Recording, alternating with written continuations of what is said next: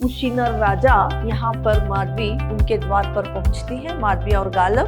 वहां पर लोग क्या है हाहाकार मचा रहे हैं, पक्षी बच्चे को लेकर उड़े जा रहा है। दोनों जब सोए हुए थे, रात में ही माधवी कहीं चली गई थी। वो अपने पटरानी बनाकर रखना चाहते थे और माधवी ने भी सोचा होगा कि कम से कम एक पुत्र के साथ तो वो रहेगी।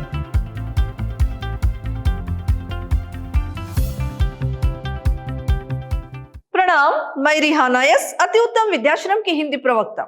मेरे बीबीए के फोर्थ सेम के जितने भी विद्यार्थी हैं, आज मैं आपको जो इस सेमेस्टर आपके लिए माधवी है, ये माधवी नाटक से जो तीसरा अंक है और पहला दृश्य जो है, इसके बारे में जानकारी दूंगी।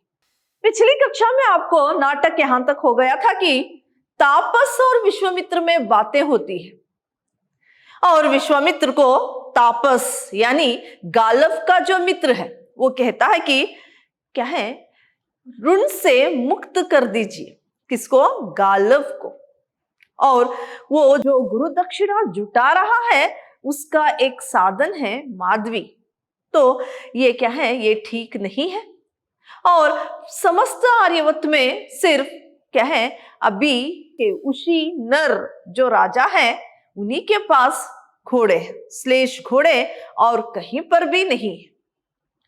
तो यहां पर जो तापस वो विश्वामित्र से कहता है कि गालव को ऋण से मुक्त कर दीजिए। अगर वो नहीं भी कहेंगे तो भी क्या है, गालव जो है, गालव को जाकर तापस जो है कहेगा कि वो अपने आप को ऋण से मुक्त समझे।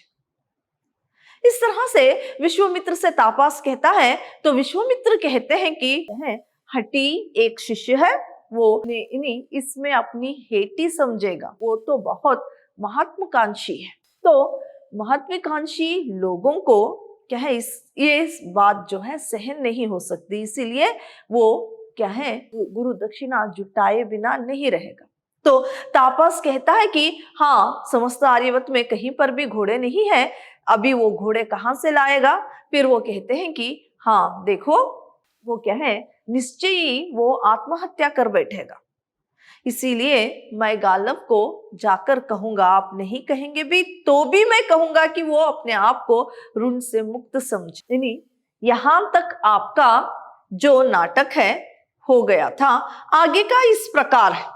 दृश्य 1 अंक 3 के अंतर्गत माधवी पूरे 1 वर्ष काशी नरेश जो है उनके रानीवास में रहती है। फिर काशी नरेश के रानीवास में रहकर समय पाकर उसने फिर 1 साल तक जब वो रानीवास में रहते हैं तो उसने दूसरे बेटे को जन्म दिया, प्रतार्धन, जो दूसरे बेटे का नाम है, इसको जन्म देती है। फिर पुत्र के जन्म के बाद जो काशी नरेश है कृतत्व हुए और वचन अनुसार 200 घोड़े देकर माधवी को मुक्त कर दिया। यहाँ पर काशी नरेश जिसके 17 बेटियां थी और माधवी को रानीवास में लेने के बाद माधवी से उसे चक्रवर्ती राजा क्या है, उसका जन्म लेता है। माधवी से चक्रवर्ती राजा जन्म लेता है तो आप क्या है, काशी नरेश बहुत ही खुश हो जाते हैं और जो वचन के अनुसार अश्वमेधी 200 घोड़े देकर माधवी को क्या है, वहां से स्वतंत्र कर देते हैं, मुक्त कर देते हैं। फिर अपने दूसरे शिशु को महलों के अंदर ही छोड़कर माधवी बाहर निकल आई। अब की बार उसने अपने बच्चे का मुंह तक नहीं देखा। माधवी ने अनुष्ठान किया और गालव के साथ हो ली। इस प्रकार फिर से गालव और माधवी जंगलों घाटियों को लांघते हुए भूज नगर के वृद्ध राजा उशीनर के द्वार पर जा पहुंचे। तो जब माधवी ने अपने दूसरे बेटे को सौंप कर क्या है, वो आ गई, उसने अपने बेटे का इस बार मुंह तक नहीं देखा। जब अयोध्या नरेश के यहाँ पुत्र जो जन्म लिया है, माधवी का पहले पुत्र को उसने देखा और उससे विदा लेते वक्त उसे बहुत दुख हुआ था। इस बार उसने अपने पुत्र का मुंह तक नहीं देखा। फिर क्या है, फिर गालव और माधवी क्या है, काशी नगर को छोड़कर जंगलों, घाटियों और पर्वतों को लांघते हुए भोज नगर के जो राजा है उशीनर, उनके द्वार पर पहुंचते हैं। वृद्धा राजा उशीनर ने उसी रात एक सपना देखा था कि उसके प्रासाद की छत पर चांद उतर आया है और उसके रजत प्रकाश में सारा महल झिलमिलाने लगा है। इसीलिए जब दूसरे दिन माधवी को अपने सामने खड़े पाया तो उन्हें लगा जैसे उनका सपना साकार हो उठा है। वृद्धा राजा उशीनर माधवी को रिझाने के लिए उसे अपने साथ लिए देश देशांतरों का भ्रमण करने निकले। पर्वत, शुक्लाओं और वनस्थलियों, नदी तटों, वनों उपवनों में विचरते हुए वे सुख भोगते रहे और समय पाकर राजा को माधवी से पुत्र लाभ हुआ। युवराज का नाम है रखा गया। फिर उसी रात उशीनर जो बूढ़े राजा थे उन्होंने एक सपना देखा। उनके प्रासाद की छत पर चांद उतर आया है और उस चांद की चांदनी से उनका महल जो है प्रकाश से झिलमिला रहा है। इस तरह का सपना देखते हैं तो दूसरे दिन जब माधवी आती है तो सचमुच उनका सपना साकार होता है। वृद्धा राजा ने 200 घोड़ों में क्या है 200 घोड़ों का वचन देकर माधवी को अपने रानीवास में रख लेते हैं। और क्या है, उशीनर वृद्धा राजा थे, बूढ़े राजा होने की वजह से माधवी को रिझाने के लिए उशीनर जंगलों और क्या है पर्वतों को, देश देशांतर और वन उपवनों सारी जगह भ्रमण करने लगे, सैर करने लगे। फिर माधवी से सुख पाते गए। फिर 1 साल क्या है उशीनर के साथ माधवी रही। फिर क्या है माधवी ने अपने तीसरे पुत्र को जन्म दिया। उशीनर क्या पुत्र का नाम था अब शिवी। तीसरा पुत्र जो माधवी का था उसके बेटे का नाम शिवी था। फिर तभी एक रात माधवी ने सपना देखा कि अंधेरे वन के ऊपर एक भीमकाय पक्षी उड़ा जा रहा है। उसने अपनी चोंच में एक नवजात शिशु को दबा रखा है और नीचे हाहाकार करते लोग भागते जा रहे हैं।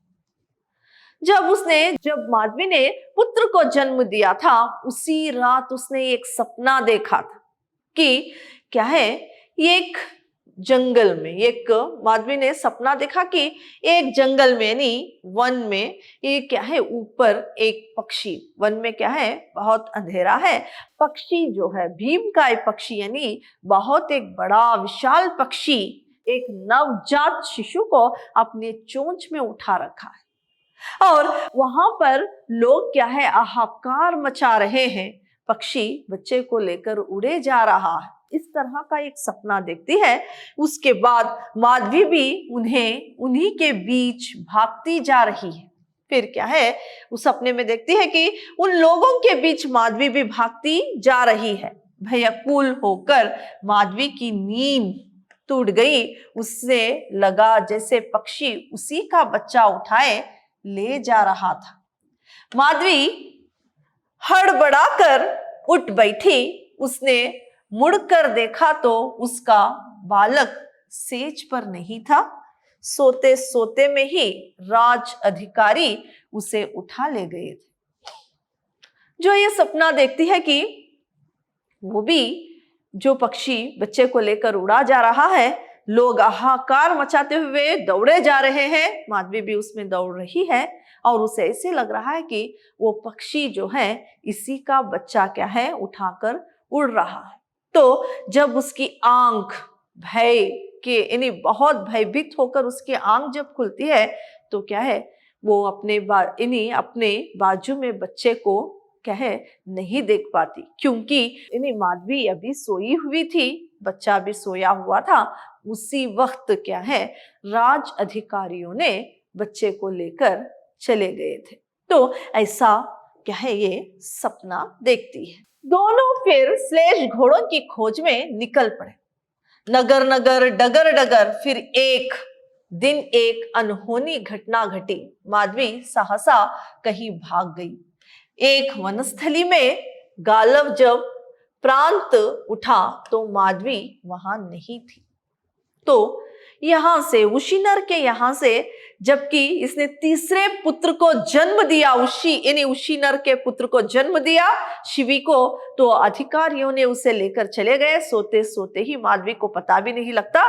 फिर माधवी और गालव क्या है वहां से फिर घोड़ों की खोज में निकल पड़ते हैं, वनों में पर्वतों में खोजते हुए। तो एक दिन ऐसी अनहोनी घटती है कि दोनों जब सोए हुए थे, रात में ही माधवी कहीं चली गई थी। जब सवेरे क्या है प्रांत काल ही गालव देखता है तो माधवी वहां पर नहीं थी। इस तरह से एक अनहोनी घटती है। तो अब क्या है गालव बेचैन हो उठता है। अब माधवी गई तो कहां गई, क्या मालूम।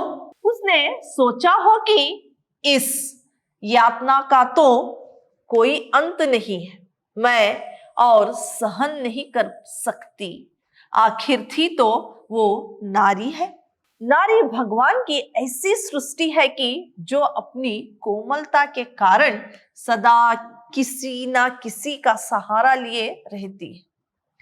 जैसे लता को वृक्ष का सहारा चाहिए, वैसे ही स्त्री को पुरुष का सहारा चाहिए। फिर क्या है यहाँ पर गालव बेचैन हो उठता है। माधवी वहां पर उपस्थित नहीं थी, कहीं चली गई थी। तो क्या है वो सोचने लगता है कि क्या मालूम वो किसी राजा के यहाँ पर चली गई होगी, क्योंकि उसने 3 पुत्रों को जन्म दिया था। पुत्र मोह में वो किसी राजा के यहाँ चली गई होगी। शायद ही वो अयोध्या नगरी चली गई होगी, क्योंकि माँ को अपने पहले पुत्र से बहुत प्रेम होता है। ये भी वो सोचने लगता है। फिर वो सोचता है कि ये ऐसे यातना को वो कब तक सहन कर पाएगी। क्या है कोमलता के कारण भगवान की एक ऐसी सृष्टि है जो अपनी कोमलता के कारण सदा किसी ना किसी एक पुरुष का सहारा ढूंढती है। तो यहाँ पर जैसे कि लता जो है वृक्ष का सहारा ढूंढती है, इसी प्रकार नारी एक पुरुष का सहारा ढूंढती है। इस तरह से कथावाचक कहते हैं। तो नारी को यहाँ पर माधवी के जाने के बाद गालव बहुत बेचैन हो उठता है। क्या मालूम वो अयोध्या के राजा हरिश्च के पास चली गई हो, या 3 राजाओं में से किसी भी राजा के पास।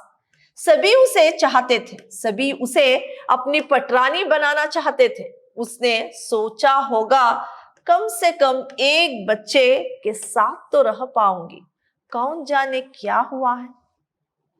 फिर गालव सोचने लगता है कि उसने 3 बच्चों को जन्म दिया था, शायद ही तीनों राजाओं में से किसी एक राजा के पास गई होगी, क्योंकि उसने क्या है सारे राजा उसे बहुत ही चाहते थे। सभी वो अपने पटरानी बनाकर रखना चाहते थे। और माधवी ने भी सोचा होगा कि कम से कम एक पुत्र के साथ तो वो रहेगी, शायद ही वो चली गई हो। इस तरह से वो बेचैन हो उठता है गालव। तो कौन जाने अपनी जान पर ही खेल गई हो, क्या मालूम पिता के घर लौट गई हो। कहा गया है कि स्त्री रहस्यों की गुथली होती है, उसे देवता नहीं समझ पाए तो मनुष्य क्या समझेगा। फिर वो सोचता है कि शायद ही वो जान पर खेल गई होगी, यानी आत्महत्या कर लिया होगा। इस तरह के यातना भरे जीवन से शायद ही वो क्या है नारी जो है रहस्यों की गुथली है। जब भगवान ने ही नारी को नहीं समझा तो पुरुष कैसे क्या है नारी को समझ सकेगा। जब भगवान ने ही नारी को नहीं समझा तो पुरुष कैसे, यानी यहाँ पर जो पुरुष जो है वो कैसे समझ पाएगा। इस तरह से वो फिर से सोचने लगता है, मनुष्य नारी को कैसे आदमी समझ पाए। जो मनुष्य स्त्री को समझ पाया है, जो मनुष्य स्त्री को समझ पाया है, समझिए कि वो संसार की सभी विद्याओं में पारंगत हो गया। फिर वो सोचता है कि जो मनुष्य, जो आदमी स्त्री को समझ पाया, ऐसा है कि उसने समस्त संसार के सारे विद्याओं को सीख लिया, उसमें पारंगत हुआ हो। इस तरह से भी वो सोचता है। पुरुष को भगवान ने धीर गंभीर बनाया है, पर स्त्री के स्वभाव में चंचलता होती है। इसीलिए कहा गया है कि नारी की चंचलता पर पुरुष का अंकुश सदा बनाए रहना चाहिए। फिर वो सोचता है कि हाँ, भगवान पुरुषों को धीर और गंभीर बनाया, लेकिन नारी के स्वभाव में चंचलता है। इसीलिए हमेशा नारी की चंचलता पर क्या है, पुरुष को रोक लगा के रखना है। इस तरह से सोचते हुए गालव जो है वन में अकेले खड़ा है। पत्तों की नाव के सहारे मैंने सागर पार करने की चेष्टा की, अभी भी विश्वास नहीं होता कि वो मुझे यूं मझधार में छोड़कर चली गई। फिर वो सोचने लगता है कि इस तरह से सोचकर वन में जो अकेले खड़ा था, फिर से वो सोचने लगता है कि कैसे सागर में, यानी सागर में बीच में जो मझधार है वहां पर खड़ा करके कैसे माधवी मुझे जा सकती है। वो तो मेरा साथ दे रही थी, अभी भी क्या है, मुझे विश्वास नहीं होता कि उसने मुझे मझधार में खड़ा करके चली गई। ऐसे सोचने लगता है। तभी जो गालव का मित्र था तापास वहां पर आता है। तापास, मैं तुम्हें खोजता हुआ आ रहा हूं। तुम यहां कैसे तापास, या तुमने माधवी को कहीं देखा है? तापास को देखते ही तापास से देखकर मैं तुम्हें ही खोजते हुए आया। तापास गालव से कहता कि मैं तुम्हारी ही खोज में निकलकर यहां पर आया। फिर गालव तापस को देखते ही पूछता है कि क्या तुमने माधवी को देखा है? क्योंकि अब वो बहुत बेचैन था, उसी के बारे में सोच रहा था। तो तापास को देखते ही वो ये प्रश्न करता है, तापास, क्या वह तुम्हारे साथ नहीं है? मैंने ये याति पुत्री को कभी भी नहीं देखा। मैंने तो केवल इतना सुना था कि वो तुम्हारी प्रतिज्ञा पूरी करने का साधन बनी हुई है।